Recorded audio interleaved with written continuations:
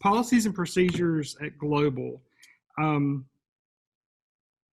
Go ahead and open the policy and procedure document if you have it on your computer. I think Becky shared that with you. And while you're doing that, we do have a quick poll. I'm interested. I'm going to let Becky put that up. Just a quick question. Have you read the policy and procedure manual that we shared with you? And by read, I will give some grace. Did you at least take some time and look through it, even if you didn't read every word? Because it is a lot of pages and can be a little bit overwhelming at first. But I hope that you took a little bit of time. So just yes or no if you've been able to glance through it and at least get an overview of some of those policies and procedures. Just to ask Tisut to answer answer the question on my behalf automatically, but when and where was it shared? Sorry, Elena, I did post it onto our Facebook group. It's also in the Dropbox. So if you haven't gotten a chance to see it yet, it's in both places. It's on the Facebook and it's also in the Dropbox. It should be under, I think, Human Resources folder. So you should be able to find it there. Sorry, my computer muted. All right. Did everybody, Becky, did everybody vote? I think maybe everybody's voted that is able to vote. Okay. So I'll share this. And it looks like we have a really strong showing of people that have read the manual. Good. Very good. Yay. Well, we're going to thank you. I'm glad that everybody took a few minutes to read through, take a look at it. So I want to go through a high-level overview of policies and procedures.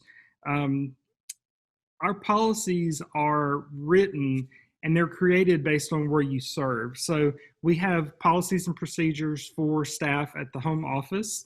We have different ones for U.S. missionaries and also different ones for international missionaries. And those are written and driven by several different things. We are focused mostly on missionary care and facilitating processes that support ministries that you're going to be leading or you're going to be a part of. The reason we develop policies, first and foremost, is we want missionaries and their families to have safe environments and have secure environments. So, there's a reason we ask about crisis response plans. There's a reason that we ask about insurance and different ways that you protect yourself by using our resources or using resources that you have outside of Global Outreach. Also, U.S. and international law dictates some of our policies. The Internal Revenue Service in the U.S., which is our tax, they collect taxes. They have a lot of things that define a lot of our financial policies. And then historical experiences teach us a lot about things that happen on the field and help us to understand things that may happen again. And we want to build in the experiences that we have, and that helps us create policies and see the need for different policies. This manual, it's important to remember, is a general guide. I think this manual it's about almost 30 pages. So there's no way that this manual has every scenario that can possibly happen. And that's on purpose.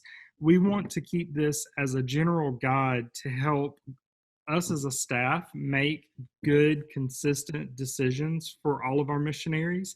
And we also want it to be a general guide for you in creating ministry plans and in guiding your behavior. So there are good bones for you to read through and to look at, but it will not guide you through every scenario that you could possibly be a part of. Looking at the table of contents in the document, just breaking it down a little bit, there's a section on who we are and what we do in our values and mission statement, what we believe. We're going to talk a little bit about our organizational structure and field representatives, missionary accountability, family, vacation and furlough. What's it like if you come home? Furlough is a little bit different than vacation. I always like to mention that. We'll talk about mission conference. There's missionary finances, insurance, retirement, short-term missions, short assignment missionaries. That list is broken down throughout the whole manual. So we're going to go through the high points of several of those. And I would like to say, ask a question if you need to.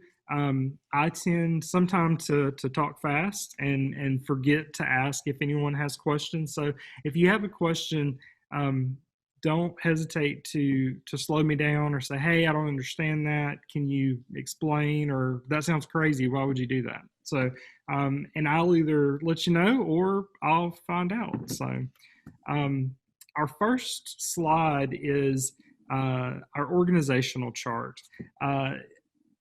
You have met a lot of the people that are on this chart through some of the sessions that you've done, and then others you've seen on screen but maybe not have talked to as much. But at the top, we have John, our CEO. He reports directly to our board of directors, and helping to support him is our senior leadership team, which is Marla and Charlene and Greg, our vice presidents. So, and then as directors and the rest of us as assistants and specialists, we help to support everything that goes on in the office and in the field. So that's just an overview of who is in the office and how we are structured. In the manual, you'll also get a chance to review our core values, who we are, mission statement, what we do, and our statement of faith, what we believe. I know that John, in the first week of MOT, he gave you an overview of Global. He might have referenced these things a little bit, told you about our history. It's really good to know who we are and what we do so that we're one mission family. And it's really good to know the things that bring us together, especially the things that we believe. We are an interdenominational organization, which means that we're not just Baptist or we're not just one specific denomination, but we all hold spiritual theological truths in common, and those are non-negotiable. There are other things that are not a part of our statement of faith that we can talk about and pray about, but there's certain things that we all agree on and hold in common. So that's very important for us to focus on those things. Some of the missionary roles that I wanted to talk about and share with you, we have different categories of missionaries. So we have a career missionary. This is one who has went through MOT. They are serving more than a year with Global Outreach. They could be serving in the U.S. domestically or in the home office. They could be international missionaries. They could be international foreign missionaries. So all of those categories fall into our career missionaries. We have short-term missionaries, short-term teams, volunteers. They serve either from 1 week to 3 months. So think about teams coming from the U.S. to your ministry site, or maybe longer than a week, but they're still relatively short. We have a lot of those that happen in the summer, in the spring, when we don't have a pandemic, which that really affected that this year, of course. But typically we have a lot of that in the spring and summer for sure. We have short assignment missionaries. We refer to them as SAMs. So you'll hear us talk about SAMs a little bit. SAMs serve 3 months to 1 year. So they commit to a shorter time frame, and they serve at a global outreach missionary site. So GSF is a missionary site where we have SAMs at, and there are others as well, but they have a supervisor at that site. They're not acting independently. They're reporting to a career missionary who's guiding them and facilitating what they're doing, helping them out. We also have a category called Mission Project Coordinator, or MPC. MPCs are people that manage international projects. It is a completely volunteer role, and they serve for an indefinite term. It can be any length of time. They typically live in the United States, and they travel overseas at different times throughout the year. They help organize finances throughout the year, but they help facilitate and lead different missions projects. So those are some of the roles that we have for missionaries. Does anybody have any questions about that? Okay.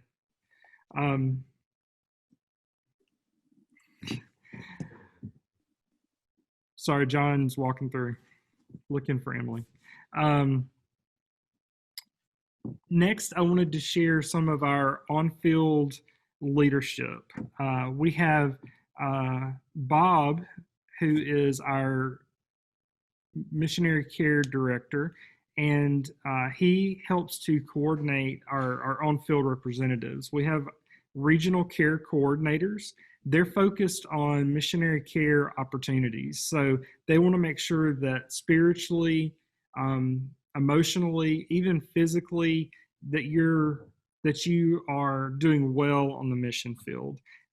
They want to make sure that you are that you have an outlet for someone to listen or to help you with things. They are not a supervisor, but they are a resource that you can utilize on the field. They do help provide accountability in your ministry for different projects that you might be working on. You'll get to know your RCC very well, hopefully, and that person will be able to help you as you acclimate to global outreach. They are also accountable for what we call the out-of-bed policy for each missionary. And I'm going to talk more about that in just a minute. The out-of-bed policy, it sounds kind of weird, but we're going to talk more about that in just a minute.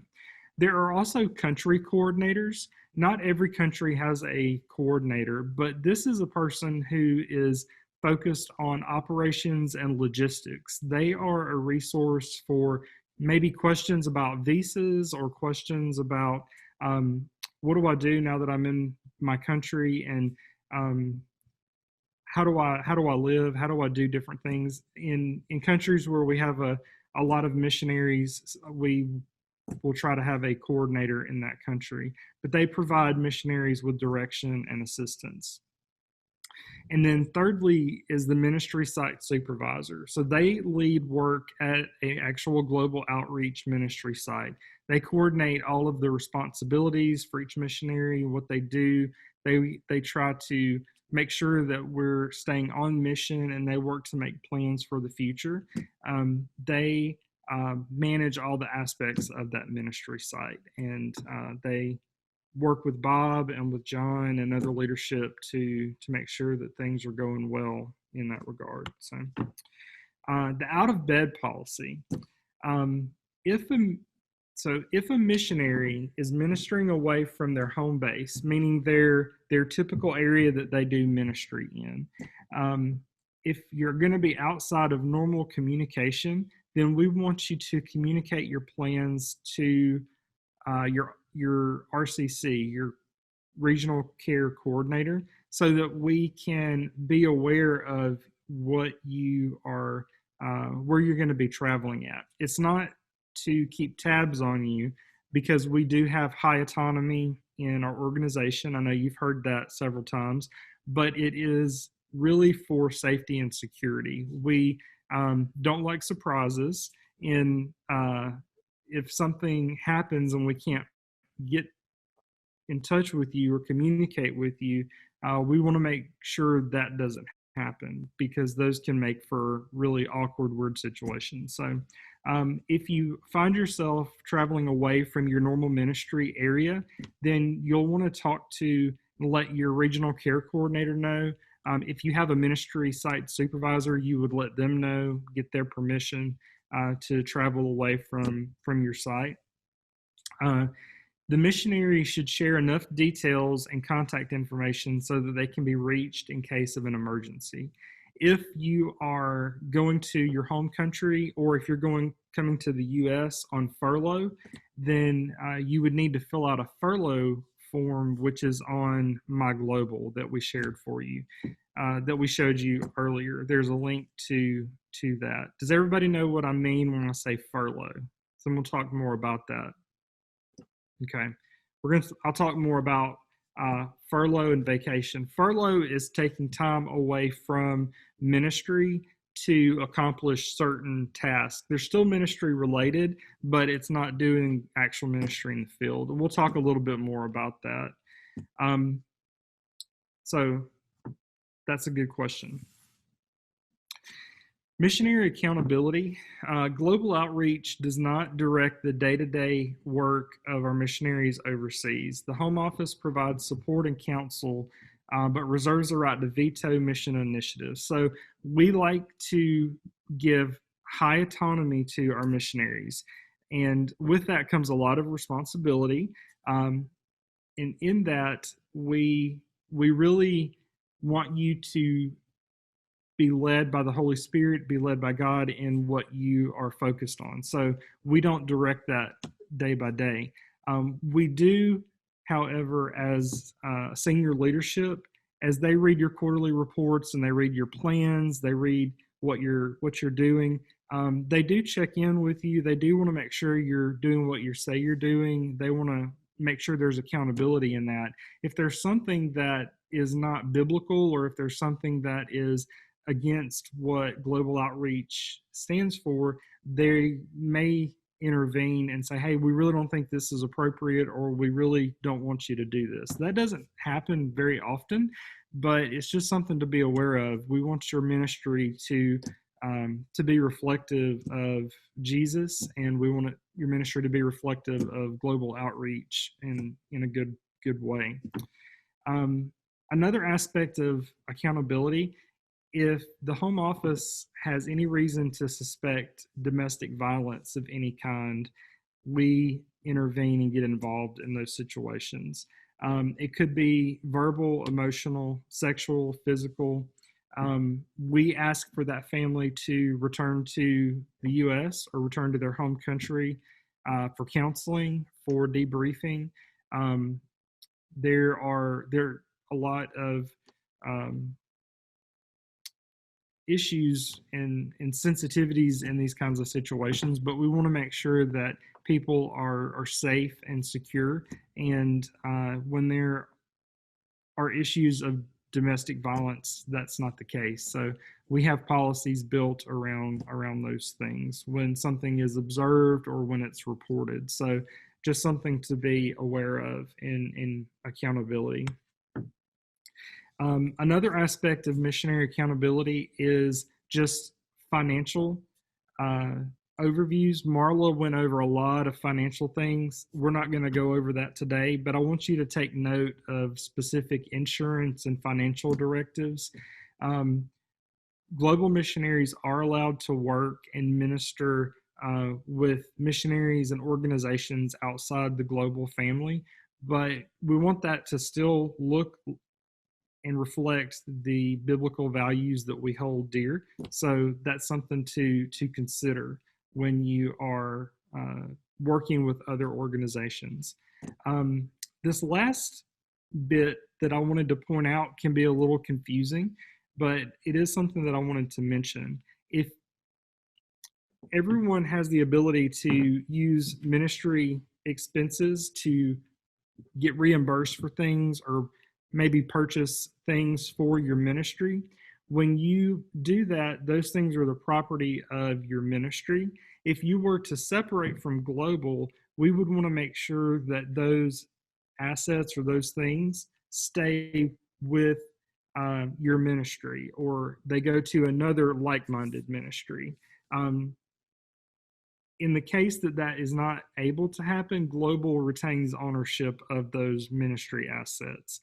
we have some missionaries that own land or buildings or large facilities. They own automobiles, things like that. So there can be a lot of variables on what kind of assets I'm talking about, but it's something to point out about when things are, it's one of those financial pieces that can be, that's really important to take a look at. So does anybody have questions about that? Because I know that might be a little confusing. Draghi. I have a question, but before, not for this part, but the Okay. part before. Yeah. When we travel for vacation, for example, Mhm. should we, or debrief, or I don't know, should we inform our regional care coordinator, or this is just for ministry purposes? You do want to inform your regional care coordinator. You don't, it's more of a partnership. I don't want you to think that they're your supervisor, because you guys are going to be career missionaries. So you're going to be responsible for your own ministry in your context. But your care coordinator, they're going to want to just know that you're safe and know where you are. So if there is an emergency, or we have some missionaries that have been caught in natural disasters, things like that, or when the pandemic first broke out, it was really important for us to know where people were. So it's more of that kind of thing. Marshall, Mm-hmm. can I tell just a quick little story of why that's important? Yes, please. So we had a single, and Bob, I can't remember if you were here in the home office or in Uganda when this had happened, but we had a single older missionary woman who was working in Uganda, and we got a call at the home office from her daughter saying she hadn't talked to her in days, and she was freaking out. Well, our first call is going to be to that like regional care coordinator or talk to Bob. And you know, it's really great if we have an answer for that, because there's things like, you know, internet goes away, and they're like, if you don't have cell data or anything like that, how are you going to communicate? She ended up being fine. But it's just really great. The more people you can tell just where you're at, in case someone from your home area is looking for you, generally they're going to call the home office first. And so if we can refer to Bob or the regional care coordinators, that's a huge help. It's true. And so it's really just about communication, and Bob and Michelle are coming up with better ways for us to communicate through using different types of forms and through email. And that's why we have the My Contacts page on My Global, so that you know who to contact in different situations. So. So for me, just a quick question. Yeah. So I would be talking to Mark and Amy about that. I don't need to necessarily let Global Head, like you guys, home office know, right? Correct. So you'll talk to Mark and Amy because they're the ministry site supervisor there. Correct. So you would be talking to them, and then if there's something that they need to roll up to Bob or to Charlene, they would do that on their own. Yeah.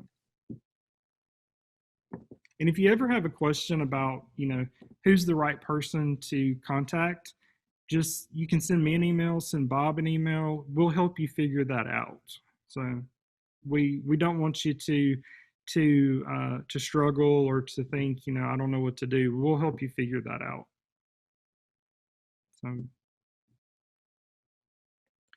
So quarterly reports. This is something that I like to mention because it's something that is really helpful for especially Bob. He usually sees them first, but John and Charlene and others look at them too, because we want to know what's going on in your ministry and how we can pray for you and how we can serve you. And we do that through lots of types of communication, but quarterly reports are one of those things. So once a quarter or every 3 months, we ask that you submit it's a short form. I think there's 6 or 7 questions on it that talk about the different things that you're doing, and it asks some specific questions. Then the link to that form is on My Global. It's actually on the homepage of My Global.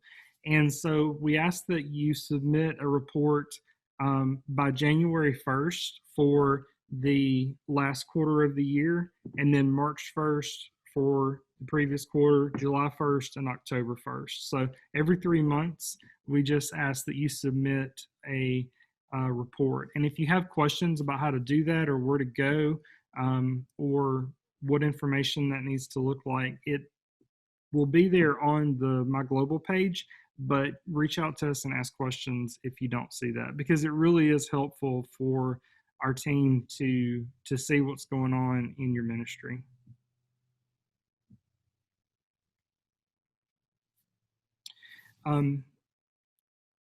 I know that many of you want to, as Emily said earlier, get married, have kids, have families. We do take a lot of time to think intentionally about families at Global, and Emily does a really great job with Missionary Kids, and I'm really thankful for her. I'm thankful for Bob and how he has a heart for families and taking care of families. We really encourage families to get in touch with Emily to let them know about their kids and how they're doing, and making that direct partnership, that direct contact with Emily, just so that she knows if you need resources when you are in that stage of life, or how to pray for your family when you're in that stage of life. Career missionaries should live on the field of service and be engaged in full-time ministry. So that's that top bullet point. When we were talking earlier about different categories of missionaries, different types of missionaries fall into different areas, but career missionaries really are full-time, and you're living in your ministry context and doing ministry full-time. So that last bullet, any change in family status, is something that should be reported to the RCC, your regional care coordinator.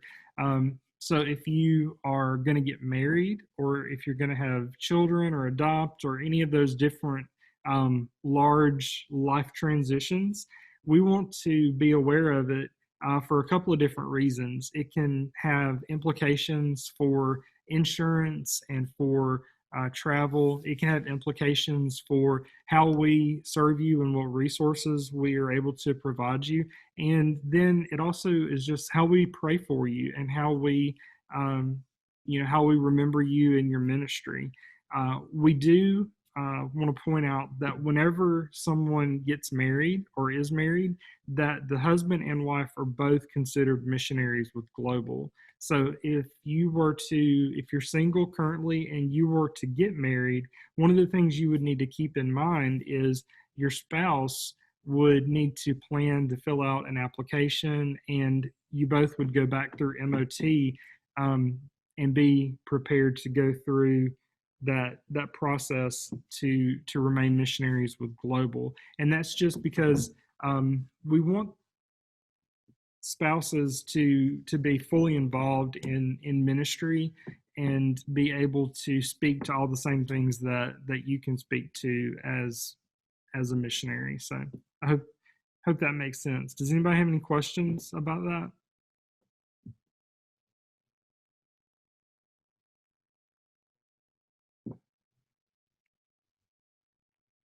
Okay. I love this slide because I love vacation. I know that you like vacation too, right? You can say yes, it's okay. There you go. I got a few smiles, that's good. Vacation is wonderful. One of the things that our missionaries do a horrible job of is taking vacation. And so when I have the opportunity, I always like to remind people to take your vacation time. And that's outlined in the manual. I'm not going to go through all of that, but see how you can take vacation away from your ministry context, away from where you do ministry at. And it's important because you want to make sure that you have physical, spiritual, and emotional rest, and for you and eventually for your family in that stage of life. So you also want to include those expenses in your budget and fund it. Your ministry partners, they do care for you and they want to see you healthy, and part of that includes rest and time away from work. So it's okay. We have some missionaries that feel guilt about doing that because they feel like it's not serving the ministry, it's serving themselves, but it's part of keeping you healthy and whole. So we want to make sure that you do take time for vacation and you plan for it. And then remember that furlough is not vacation. Furlough, to give a little bit more of an answer, furlough is time away from the ministry, but it is fundraising, it's talking with donors and ministry partners, it's making plans. Usually you're visiting other places, doing a multitude of different types of things. You may not be doing your ministry directly, but you're still not on vacation. One of the things that can be hard and difficult for missionaries when they come home on furlough to the United States, people assume that they don't have anything to do, or they assume that they're just on a 2-month vacation or a 3-month vacation. And that's not what furlough is. So you may take a vacation in the middle of your furlough time, but when you're on vacation, it's not. In furlough, they're not the same thing. So I just wanted to let you know that. Whenever you do need to do that, make sure you communicate that. And then emergency leave, if you have an emergency situation that comes up, make sure you coordinate that through the missionary care team so that we know how to best serve you and how to pray for you. So any questions about vacation or furlough? So I have a question about vacation. So it says 2 weeks annually for the first 5 years of service with Global. How does that work in terms of being like a teacher? Like, so for example, I took a week off during our spring break and we went on vacation up to Kadepo. But then this summer, I'm taking a couple weeks off as well because I was supposed to be stateside. So our calendar looks a little different than I think a typical missionary does. So what does that mean in terms of teaching? Well, so if you took a week off during spring break, and maybe Emily or Bob can help speak to this a little bit too, it's definitely good to count that as a week of vacation. It's also something that for you personally, talking to Mark and Amy about and saying, you know, what is time away from the ministry setting? When does the schedule look appropriate for that? And then what is you know, coming to the U.S. is not necessarily vacation. Some of that's furlough time, doing other things. So I don't know, Emily or Bob, what thoughts do you have about that? Yeah, I have a couple of things. For you, Blake, one thing, you're working with your site supervisor. And so the policies are there, but they also are flexible, okay, depending on the situation. Rest is not necessarily vacation. For instance, like in furlough, you're not going to be always going and doing, but it's designed also, hopefully you get some rest. So if you take a week off of not going and doing and speaking, that's not really vacation, okay? We want you to do that. One of the things I really do emphasize vacation and getting away even is because that's not something separate from your work. It is what makes you into the person God needs you to be. If you're not taking breaks, you're not going to be able to be used by him in the way he needs you to be because of the rest. We see the burnout. So yeah, if you're taking 6 months off in a year, we're going to be talking to you. But you're going to be working with your site supervisors and it's going to be flexible. And we want to remove guilt. Okay, really. We would rather you err on the side of taking rest and taking time and that kind of aspect, because that's what we see is the big problem with our missionaries isn't that they're lazy and they're just off on the beach. The big problem is they tend to push themselves and they're going more than 40 hours and they don't take the breaks. So does that help with that? That helps. I'm shifting to Jinja for the summer for 4 weeks. And so I'll be coming to campus to work on certain days of the week, but on the other days I'll be working on like fundraising stuff. So it's not necessarily like a vacation away necessarily, but in a way it's also a mental break. So I just wanted to make sure I'm not breaking the policy of 2 weeks. Well, No. you're doing another full-time job, Blake, fundraising. Yeah. So that's not vacation. And we really encourage vacations to get away from your area because if you're still in Jinja, you're still going to be working. Your mind's focusing. Even if you're just resting at the home, you're not really relaxing. And so we really try to get people get times away from your site where you're not having to worry that kind of thing. Okay. Can I say something? Sure, please.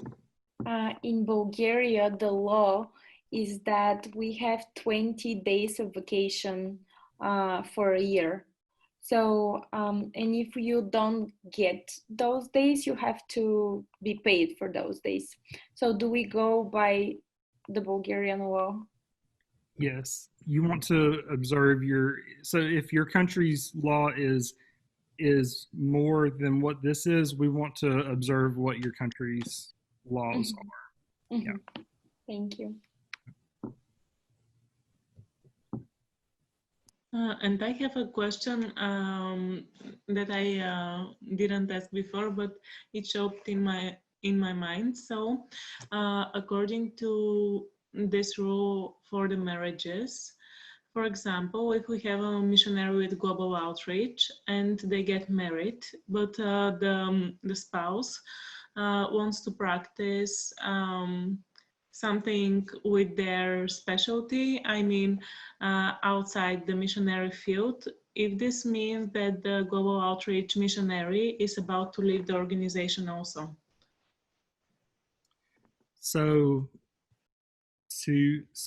you're asking if someone gets married and their spouse doesn't want to work full time in the ministry but wants to have another job doing in their field, that doesn't mean that you have to leave the ministry. We still want your spouse to be, even if they're not a full time part of your ministry, if you're marrying, if your spouse is a believer, on some level they're going to be your partner in ministry. Even if they're not working 40 hours a week towards your ministry, they're still going to be a partner in your ministry on some level. I think it's important to have them as a ministry partner, and that's really how I see that playing out. So we would want them to go through MOT and be prepared in the same way that you're prepared, because as a ministry partner, they still are going to face a lot of things that you're going to face or a missionary would face. So that's what I would say. I don't know, Bob, what would you add to that? Yeah, even if they're not connected to your ministry, they're doing, even if they're working, we still want them to go through with you so they understand what's going on, to be able to make it more of a mutual thing. So it doesn't mean you have to stop the ministry. We do want them to connect through Global so they have a better understanding of what's going on. And the relationship piece too. We want to know them. And if you guys had kids, we want to know all that. It just you're a package deal. Whether one's doing the ministry and one's not, we want to be involved in your life in some capacity. So I think the relationship piece is key too. Yeah. Alena, are you dating someone and we need to know? Dragi, if there was a need for you to know, you would already know it.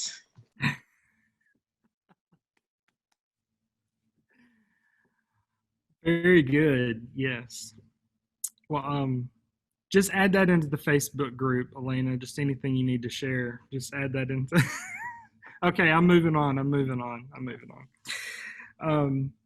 Those are all really good questions. Really good questions. Does anybody else have questions about that or anything else that we've talked about that may come to mind? Because I know sometimes things pop up that you might not have thought of right away. I have one other question. I don't know if you're going to talk about this or if it was one point that we already talked about. Somewhere in the packet, I read about if you're having a secondary income or have a different job that's bringing in income, we need to report that to you. Does that have to be approved by Global, or it's okay as long as it's not taking away from your ministry? It is okay to have secondary work, but how that works with your budget, I need to ask Marla or Charlene, or Bob. Do one of you guys know? Bob, Becky, or Emily?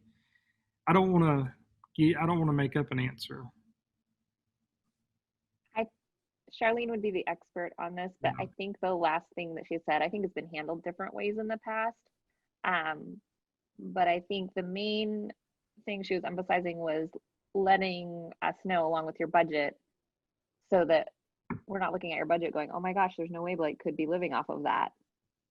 So if half your budget is being supplemented by some other source of income, that just helps our operations department to know, okay, Blake's okay. She has this income coming in, so that's helping to support her over there. That was what I understood from Charlene when I heard her talking about it. But if you have more specific questions, I think she would probably be the best one to answer it, unless Bob has any input on that he wants to share.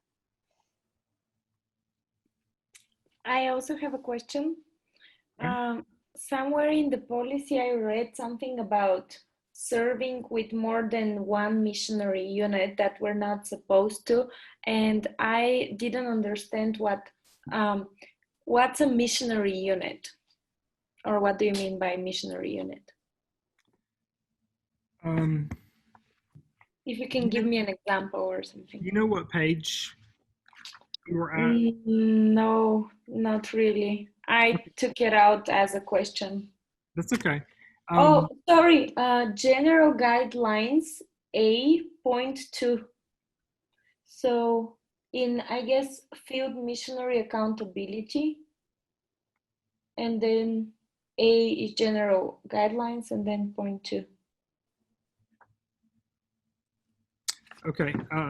So what that is saying is just like Blake is asking about how she's serving in different ministry areas, making sure that that's coordinated between different, so for each of you, it would be different. She has a ministry site supervisor that she would need to coordinate that with. As a career missionary, you can serve with other missionary agencies. What the ministry unit is talking about is really referring to SAMs and those that work on a ministry site. So,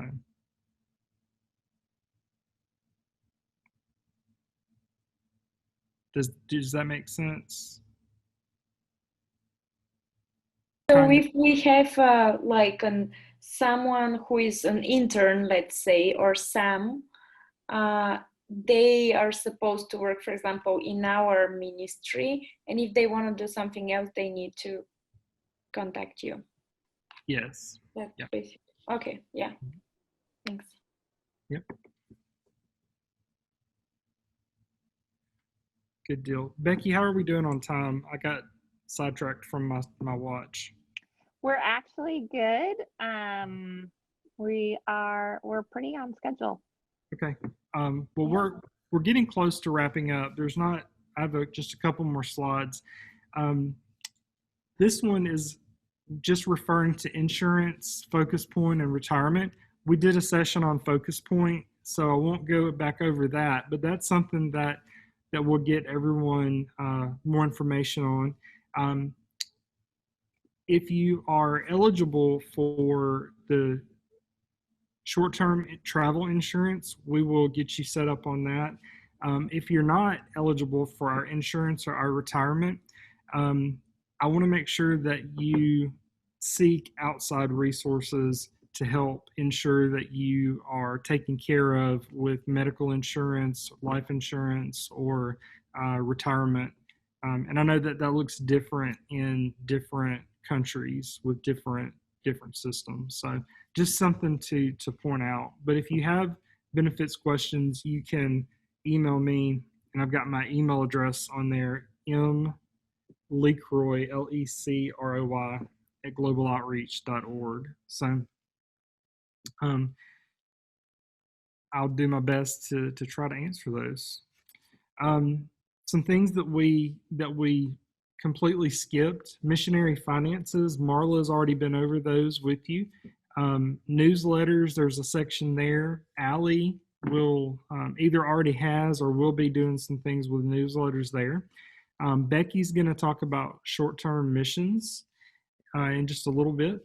And there is a section on SAMS that is brand new and updated. So that's in this most updated manual. So, but we didn't go over that either. So if you have any questions, we can go over anything that you'd like, or you can always email me, or that's my cell phone number. I'm on Skype, WhatsApp, Signal. I've got all the different whatever. So if you ever have a question or anything like that, you can feel free to reach out to me. Draghi.